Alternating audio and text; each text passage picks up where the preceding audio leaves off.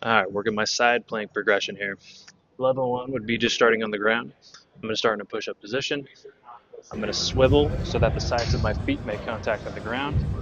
I'm going to flex my hips forward, squeeze my glutes, stack this arm on top of my other arm so that it's facing the ceiling, and hold for the allotted amount of time here.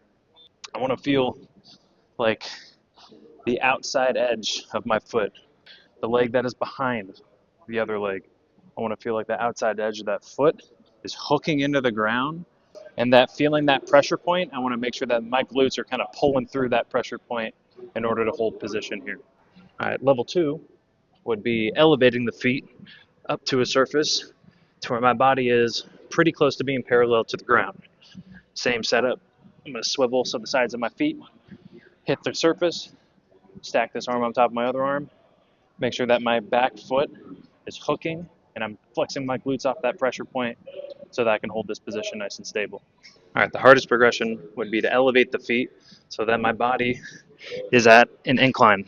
Same setup where I'm gonna swivel my feet down, stack my hips, stack my shoulders, flex my glute, feel my feet hooking into that surface, and then holding here for the allotted amount of time.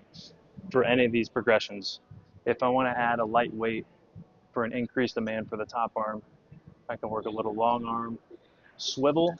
I can work on some follow throughs where I'll punch and then come up so I get a little rotation.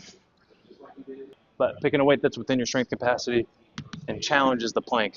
Remember that number one goal here is to be able to challenge and be able to own that side plank position. Adding a weight or an implement where I can work maybe some arm motion or some swivels helps just kind of increase the complexity and demand for shoulder stability for that top arm.